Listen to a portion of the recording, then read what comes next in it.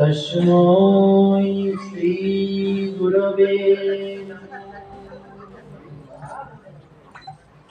वन्दे श्रीकृष्ण चैतन्य नित्यानन्द सहोदितं गौरदाये पुष्पवन्तं चित्तशोधौत प्राणो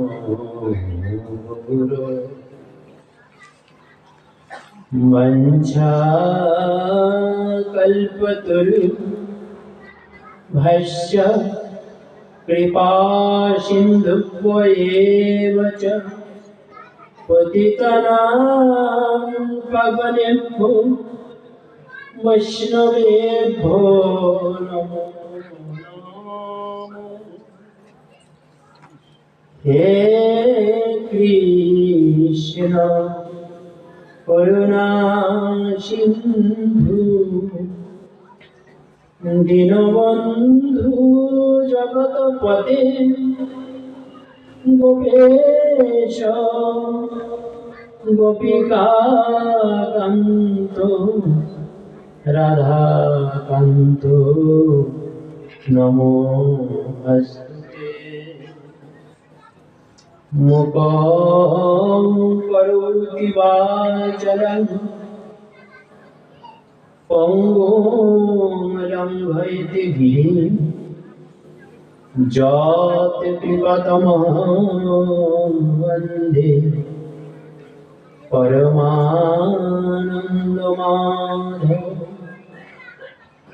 वराहमिहिरविरामं मृगमादतिलकं कुण्डलकान्तं गण्डं पञ्चकं कुम्भस्कण्टकस्मितं शुभगं मुखं शररेणस्तु दिनोश्यामं शान्तं त्रिभङ्गरविकरवशाभूषितं वैजयन्ता वन्दे वृन्दावनस्थजुति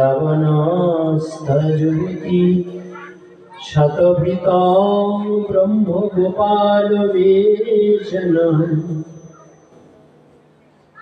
एकदा नैमिषारण्ये गतो विस्तृतपुण्ये सकलजनगणमान्ये भीतुनन्दनन्दन शनकादि सहस्र ऋषिगण श्रोता तत्परं चरणमाश्रित परम कारुणिक प्रभुपाद सुखदेव गोस्वामी श्रीमद्भागवती यदि के ब्रह्मशापग्रस्त सदा हृदयस्थ तप्त इन्द्रियग्रस्त राजाधिराज परीक्षित महाराज। जय श्री कृष्ण चैतन्य प्रभु नित्यानंद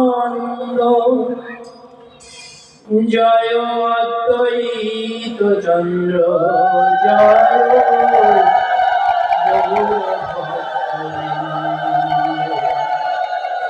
जय रूप सनातन भट्ट रघुनाथ श्रीजीव गोपाल भट्ट दास रघुनाथ। এই ছয় গোসাই যাবে মনে করুক দয়া রাধা কৃষ্ণের পাদ পদ্ম সেবিতে শরণ নিলাম দেহ পদে হরে কৃষ্ণ। জয় নিতাই, জয় গৌর। অন্তর্যামী নারায়ণ স্বরূপ ভগবান শ্রীকৃষ্ণ, তার সখা অর্জুন এবং তার লীলা প্রকটকারিণী ভগবতী ব্যাসের চরণে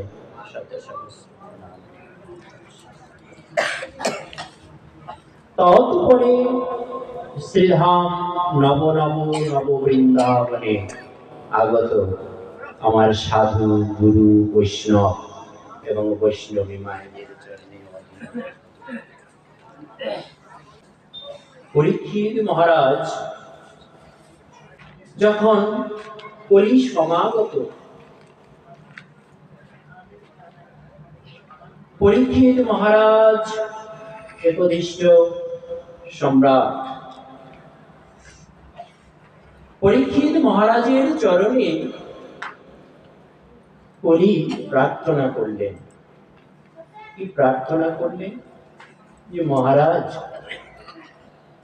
আমি সত্য, ত্রেতা, দ্বাপর তিনটি যুগ অতিবাহিত হয়েছে, কেউ আমাকে একটু স্থান দান করেনি।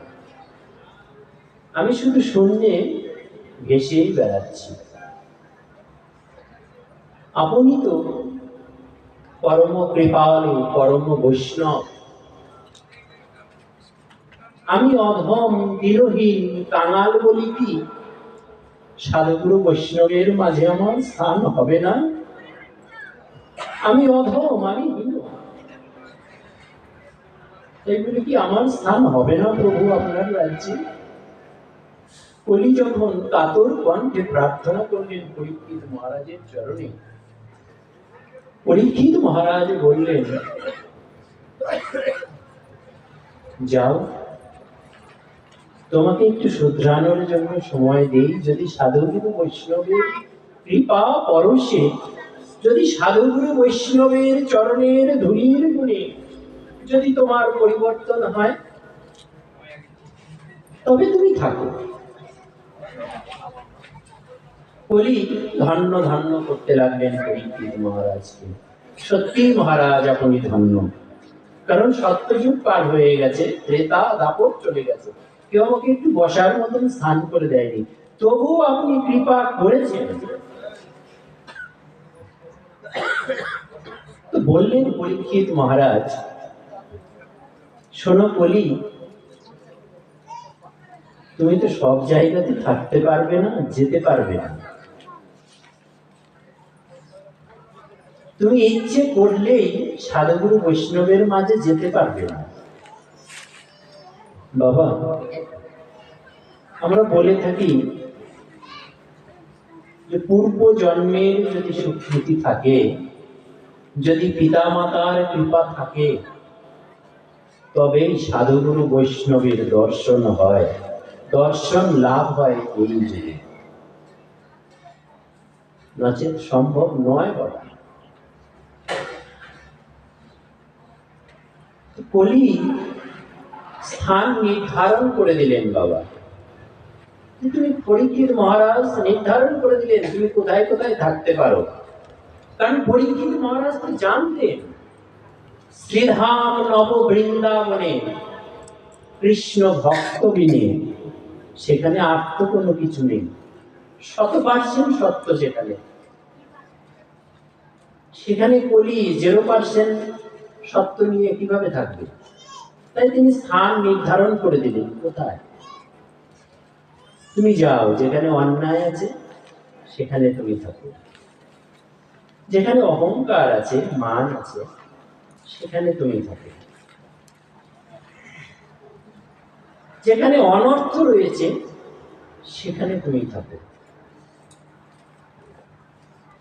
এবার কলি চিন্তা করলেন, বা তবুও তো একটু জায়গা পেয়েছি থাকার মতো, 3টে জায়গা হয়েছে, এই জায়গাগুলোতে আমি থাকতে পারবো। পরীক্ষিত মহারাজকে প্রণাম করে বলি, প্রতিটি জীবের সম্মুখ প্রাণে অগ্রসর হতে থাকলেন।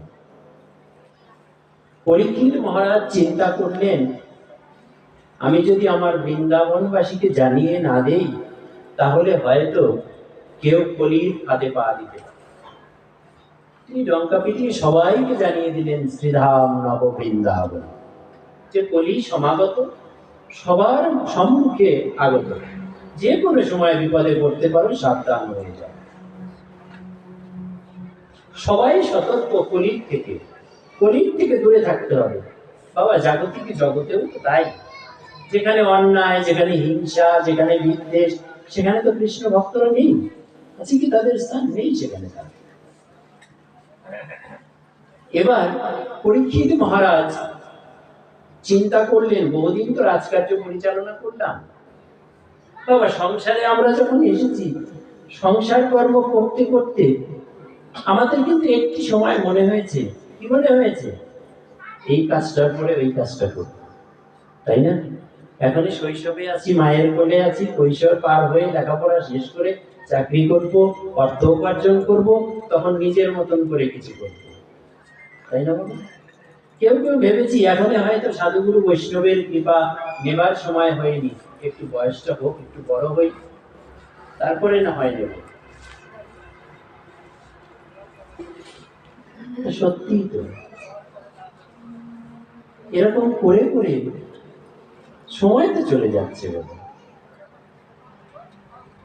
পরীক্ষিত মহারাজ চিন্তা করলেন, বহুদিন তো সংসারে এসেছি, বহু সময় সংসারে এসেছি, এই যে রাজকার্য করেই যাচ্ছি, আমরা যেমন সংসারের কর্ম করেই যাচ্ছি নিত্য নৈমিত্তিক। পরীক্ষিত মহারাজ চিন্তা করুন, যাক বহুদিন করেছি, একটু মৃগয়ায় ভ্রমণ করে আসি। মৃগয়ায় ভ্রমণ করতে গিয়েই তৃষ্ণার্ত হয়ে বনমধ্যে সৌমিক মুনির আশ্রমে গিয়ে উপনীত হলেন। বাবা, জাগতিক জগতে সাধুগুরু বৈষ্ণব যারা, তারা তো সদা সর্বক্ষণ হৃদয়টাকে গোবিন্দ চরণে নিবেদন করে রাখেন, গোবিন্দের চরণে নিবেদিত হয়ে থাকেন, দেহটা পড়ে থাকে। সৌমিক মুনি গোবিন্দের ধ্যানে ধ্যানস্থ। পরীক্ষিত মহারাজ তৃষ্ণার্ত হয়ে প্রার্থনা করলেন, বারিং দেহি বারিং দেহি বারিং দেহি, আমি তৃষ্ণার্ত, আমাকে একটু জল দান করুন। জাগতিক জগতে যদি কেউ না থাকে, তাহলে জাগতিক জগতের ধ্বনি কি কর্ণ দিয়ে প্রবাহিত হবে? কর্ণ দিয়ে তো প্রবাহিত হবে না, দেহটা পড়ে আছে, হৃদয়টা কোথায়? গোবিন্দ চরণে একনিষ্ঠ ভাবে নিবেদিত। কলি নাকের ডগায় সমাগত, সম্মুখ প্রাণী। কলি চিন্তা করলেন, এই সুযোগ। প্রধানভূত হয়ে পরীক্ষিত মহারাজ কি করলেন? ধনুকের অগ্রভাগ দ্বারা মৃত সর্পকে মনির গলদেশে জড়িয়ে দিলেন। যখনই মনির গলদেশে জড়িয়ে দিলেন, এই দৃশ্য দর্শন করলেন সিংহীর বন্ধু। দর্শন করেই পিতার অমর্যাদার কথা সন্তানের কাছে ব্যক্ত করলেন। বাবা, পৃথিবীতে পিতা মাতা ব্যতীত, পিতা মাতার কৃপা ব্যতীত ভজন যজ্ঞে সিদ্ধি লাভ করা সম্ভব নয়। এটা আমার কথা নয় বাবা, এটা শাস্ত্রের কথা। যদি পিতা মাতার কৃপা না হয়, সে জীব যেখানেই যাক না কেন, যত বড় সাধন রাজ্যে প্রবেশ করুক না কেন, সেখান থেকে কৃপা লাভ হবে না। পিতার অমর্যাদার কথা চিন্তা করে শোনা মাত্রই অভিসম্পাদ দিয়ে বসলেন। আজ হতে সপ্তম দিবসের ভেতরে তক্ষক দংশনে এই মূঢ় কোলাঙ্গারের মৃত্যু হবে। অভিসম্পাদ হওয়া মাত্রই ত্রিভুবন কম্পিত হলো, মুনির ধ্যান ভঙ্গ হলো। দেখুন, বৈষ্ণব তো বাবা, বৈষ্ণবের অনেক ক্ষমতা, অনেক ক্ষমা। মুনি পুত্রকে বললেন, ভর্ৎসনা করলেন, হে পুত্র, আমরা তো পরীক্ষিত মহারাজের রাজ্যেই থাকি, তার অধীনেই বসবাস করি। সে হয়তো ভুল করেছে, তাই বলে তুমি তো মণিপুত্র, তুমিও কি ভুল করতে পারো? তোমারও কি ভুল করা সাজে? কিন্তু অভিসম্পাদ্য তো হয়ে গেছে বাবা, খণ্ডানোর কোনো পথ নেই। তাই তিনি সংবাদ পাঠালেন পরীক্ষিত মহারাজের কাছে।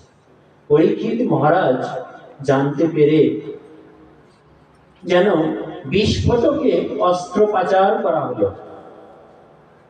ভাগবত বললেন বিস্ফোটকে অস্ত্র পাচার করা হলো। কিরকম? আমাদের দেহের মধ্যে যদি একটি ক্ষত হয়, তার ভেতরে যদি নোংরা জমে, ময়লা জমে, পিক রক্ত যেগুলো জমে, এর ভেতর থেকে কেমন যন্ত্রণা পাওয়া যায় বাবা?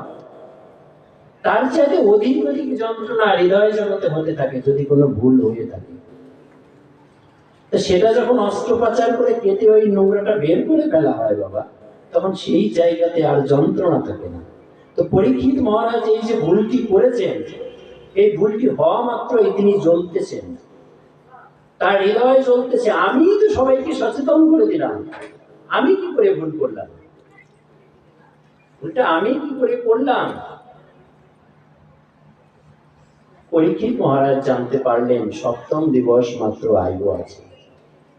তিনি আর কাল বিলম্ব করলেন না। মা তৎক্ষণাৎ পুত্রের উপরে সংসারের ভার ন্যস্ত করে কৃষ্ণ গোবিন্দ বলে নৈমিষারণ্যের দিকে ছুটলেন। বললেন, প্রভু, বহুদিন তো সংসারে এসেছি, বহু গর্ব করেছি, কিন্তু কেন সৌভাগ্য তো আমার হলো না। এত বছর ধরে সংসারে আছি, সংসারের কর্ম করছি, এই সৌভাগ্য তো আমার হলো না যে আমি একসঙ্গে সাধু গুরু বৈষ্ণব মুনি ঋষির চরণ দর্শন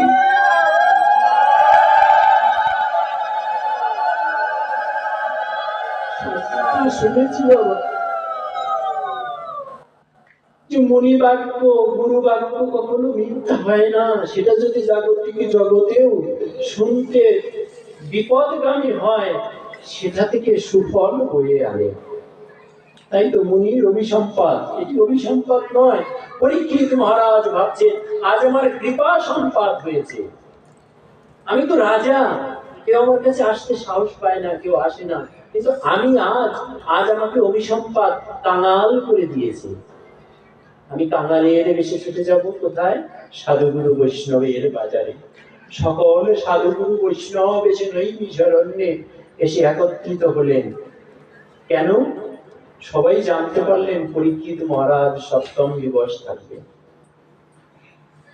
পরীক্ষিত মহারাজ প্রার্থনা করলেন গুরুর চরণে, প্রভু, কৃপা করে আপনি আমাকে পথ দেখান। বাবা, জগৎ সংসারে গুরু বিনে কোনো বান্ধব নেই বাবা, গুরু বিনে কোনো বান্ধব হয় না, গুরু বিনে কোনো বান্ধব হয় না। গুরুই একমাত্র প্রকৃত বান্ধব। গুরুর শরণে প্রার্থনা করলেন, প্রভু, আমি আপনার চরণে শরণাগত হয়েছি, আপনি কৃপা করে আমাকে আলোর পথ দেখান। পরীক্ষিত মহারাজের শত সহস্র মুনি ঋষি উপনীত হয়েছেন বাবা। একাধারে সপ্তম দিবস আমার অনাদিরাতে প্রাণ গোবিন্দের কথা অনর্গল বলতে পারেন। আর কোন ভক্তই বা সপ্তম দিবস একাগ্র চিত্তে সেই ভাগবতীয় কথা শ্রবণ করতে পারে? লোমহর্ষ মুনি প্রার্থনা করলেন, কে এখন এই ভাগবতী অধিবেশন পরিচালনা করছে? কে সপ্তম দিবস আমার অনাদিরাতে প্রাণ গোবিন্দের কথা, পরমাত্মার কথা জীবাত্মাকে শ্রবণ করাবে? সাথে সাথেই সেখানে সকল মুনি ঋষি দুটি বাহু তুলে জয় জয় জয়।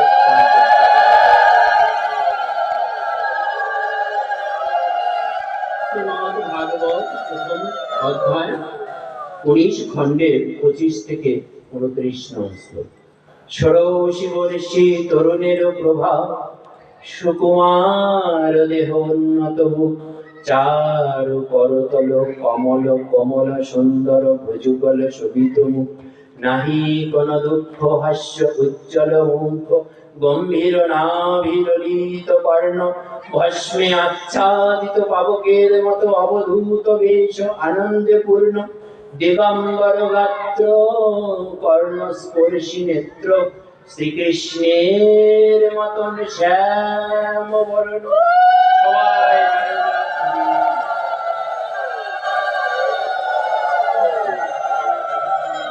লোমহর্ষ মুনি প্রার্থনা করলেন, কি হলো, কি আসিল?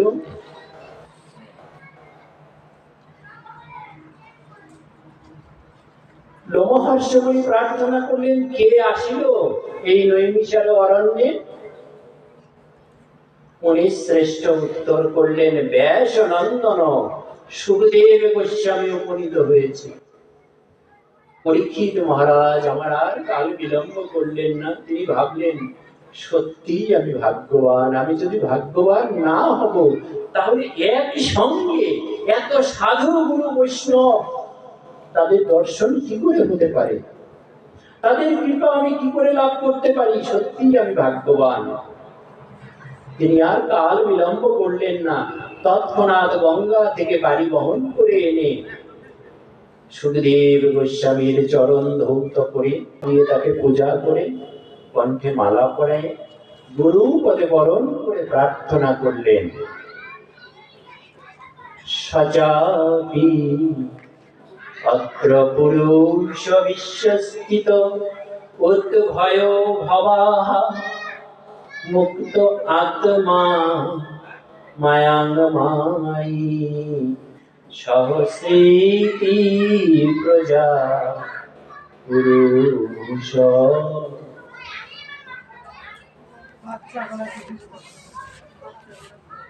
বললেন, প্রভু কৃপা করে আপনি আমাকে সেই আলোর পথ দেখান, যে পথে আমি আলোর দিশারি দর্শন করে আমি গোবিন্দ চরণ লাভ করতে পারি। সুখদেব গোস্বামী বললেন, শোনো পরীক্ষিত মহারাজ, তুমি যে প্রার্থনাটি করেছ না, এটি সত্যিই অনেক সুন্দর। পুরাকালে দেবর্ষি নারদ সনৎ কুমারের কাছে এই একই প্রশ্ন জিজ্ঞাসা করেছিলেন যে, সনৎ কুমারজি বলুন, আগত কলি যুগে কি করে কলিহত জীব মুক্তি লাভ করবে? সনৎ কুমারজি বলেছিলেন, যস্য শ্রবণ মাত্রেণ পরিশ্রিতং সমাশ্রয়। বললেন, আগত কলিযুগে কলিহত জীব যখন আমার অনাদিরাদে প্রাণ গোবিন্দের কথা শ্রবণ করিবে, যখন অনাদিরাদে প্রাণ গোবিন্দের কথা বর্ণন করিবে, যখন সাধু গুরু বৈষ্ণবের সঙ্গ করিবে, যখন শ্রীমৎ ভাগবতের সঙ্গ করিবে, যখন নিজ গৃহে একাকী হরে কৃষ্ণ কৃষ্ণ কৃষ্ণ হরে হরে, হরে রাম রাম রাম হরে। এই মহামন্ত্র যখনই উচ্চারণ করবে, তৎক্ষণাৎ কলিহত জীব সমস্ত বিপদ থেকে মুক্তি হয়ে অনাদিরাদে প্রাণ গোবিন্দের চরণ প্রাপ্ত হবে। বলছে তাই দেবর্ষি নারদ আজ ভাগ্যক্রমে নৈমিষার অরণ্যে অবস্থান করছে। সুখ চরণে প্রার্থনা করলেন, প্রভু এত তো অনুষ্ঠান হচ্ছে, এত কীর্তন হচ্ছে, এত ভাগবত হচ্ছে, সবাই তো আমরা শ্রবণ করছি, তাহলে মুক্তি হচ্ছে না কেন? কেন মুক্তি হচ্ছে না? আমরা তো সবাই শ্রবণ করছি, নিত্য নিত্য শ্রবণ করছি, শয়নে স্বপনে নিশি জাগরণে সদা সর্বক্ষণ গোবিন্দের কথা চিন্তা করছি, তাহলে আমাদের মুক্তি হচ্ছে না কেন? কারণটা কি? কেন মুক্তি হচ্ছে না? কারণ হিসেবে অষ্টম স্কন্ধের 16 অধ্যায়ের 19 নং শ্লোকে বললেন, ভৌতিক অনাত্মা দেহ তো আত্মা প্রকৃত করো, কে পচ্ছপতি পুত্রদা মোহ এব হি কারণম। বললেন, মুক্তি হচ্ছে না কেন? শুনবে দেবর্ষি নারদ? কারণ আমরা তো সংসারে থাকি, সংসারে থেকে আমি চিন্তা করি না আমিটা কে। সংসারে এসেই ভাবি সংসারটা আমার, পুত্র আমার, পিতা আমার, পৃথিবীতে যা আছে সবই আমার, সবই তো আমার। কীর্তন শ্রবণ করতে আসছি, তার পেছনে চিন্তা থাকে। কি চিন্তা? শ্রবণম মঙ্গলম। শ্রবণ করে যাওয়ার সময়, কীর্তন শুনে শ্রবণ করে যাওয়ার সময় চিন্তা করি, ঠাকুর ভালোই তো শ্রবণ করলাম, আমার ওই মঙ্গলটা যেন হয়। কালকে আমার ছেলের পরীক্ষা, পরীক্ষাটা যেন সুন্দর হয়।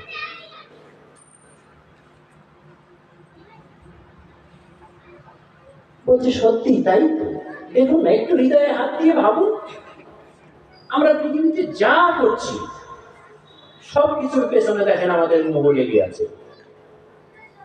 মোহ শূন্য হয়ে আমরা কিছু করতে পারছি না। ভাগবত বললেন,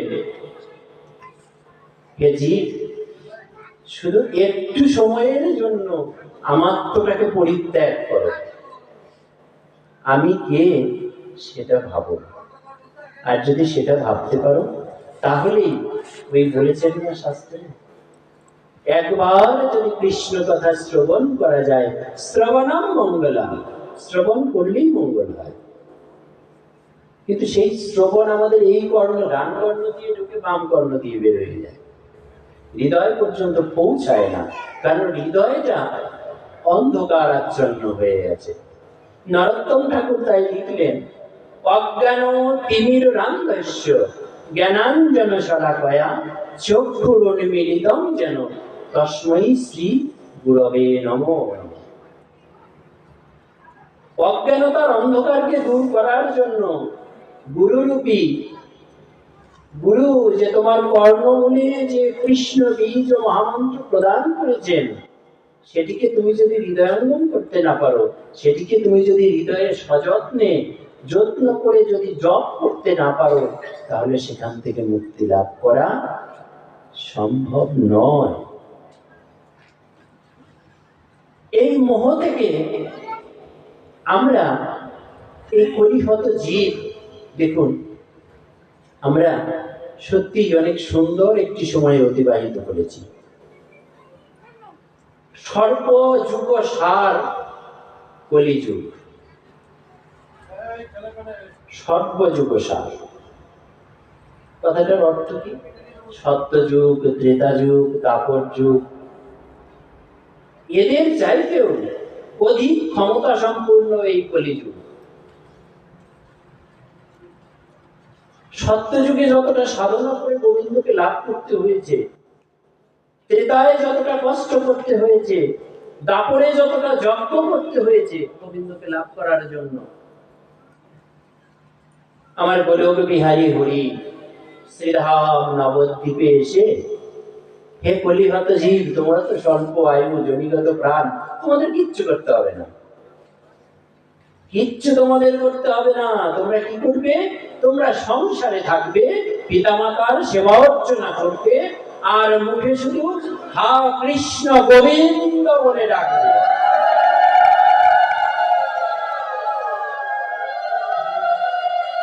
হা কৃষ্ণ গোবিন্দ বলে যদি একবার ডাকো, তাহলেই তোমরা মুক্ত হয়ে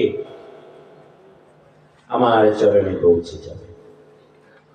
তবে এর চেয়ে সুন্দর আর কিছু হতে পারে? যদি সেই মনে করেন যে পা উপরের দিকে দিয়ে নিচে অগ্নি জ্বালিয়ে সাধনা করা লাগতো গোবিন্দকে লাভ করার জন্য, কত বাবা, কত না।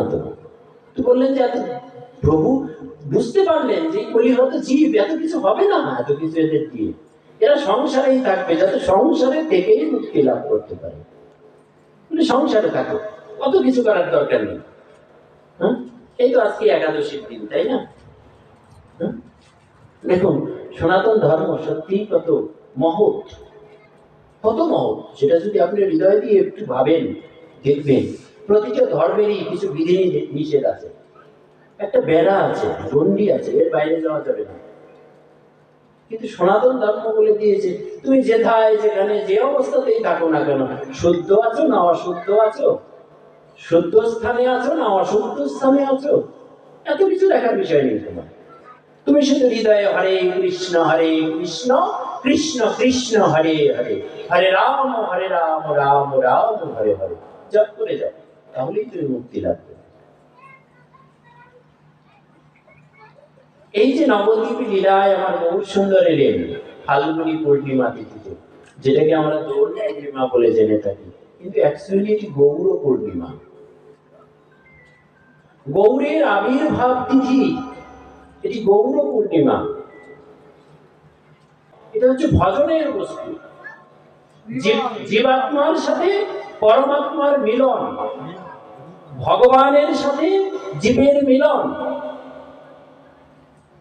ভগবানের চরণে জীব এসেছেন, সে কি করে ভগবানের চরণে আবার ফিরে যাবেন তার বর্ণনা কারণ হিসেবে বহু সুন্দরের আগমন হিসেবে শ্রীমদ গীতায় চতুর্থ খণ্ডের সপ্তম অষ্টম শ্লোকে বললেন, যদা যদা হি ধর্মস্য গ্লানির্ভবতি ভারত অদ্ভুত্থানং ধর্মস্য তদাত্মানং সৃজাম্যহম। ভগবান বললেন, যখন পৃথিবীতে অন্যায় বেড়ে যায় আমি তখন আসি দুষ্টুর বিনাশ করার জন্য, ধর্মকে সংস্থাপন করার জন্য, তাই না? তারপরে বৃন্দাবন দাস ঠাকুর বললেন চৈতন্য চরিতামৃতে, নন্দ সুত হরি বলে যারে ভাগবতে গায়, সেই নন্দ সুত গৌর হরি এবার অবতীর্ণ নদিয়ায়। যাকে আমরা ভাগবতে নন্দ সুত বলে গাচ্ছি, তিনি সেই নন্দ সুত হরি এবার নদিয়ায় অবতরণ করেছেন। কেন? কলিহত জীবকে উদ্ধারের জন্য। রায় রামানন্দ লিখলেন, শ্রী রাধিকার ভাবকান্তি করি অঙ্গীকার, নিজ প্রেম ও রস আস্বাদিতে করিয়াছ অবতার।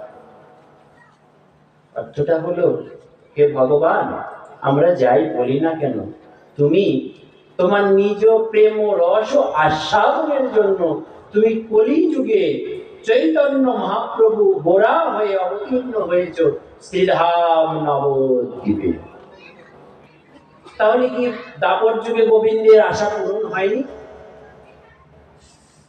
তাই তো, দাপর যুগে যদি গোবিন্দের সেই আশা পূরণই হতো তাহলে তো এই কথা লেখার কথা ছিল না। কেন?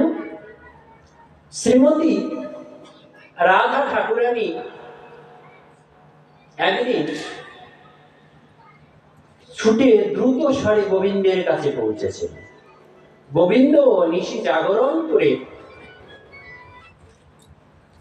সবে মাত্র শয়নে আছেন,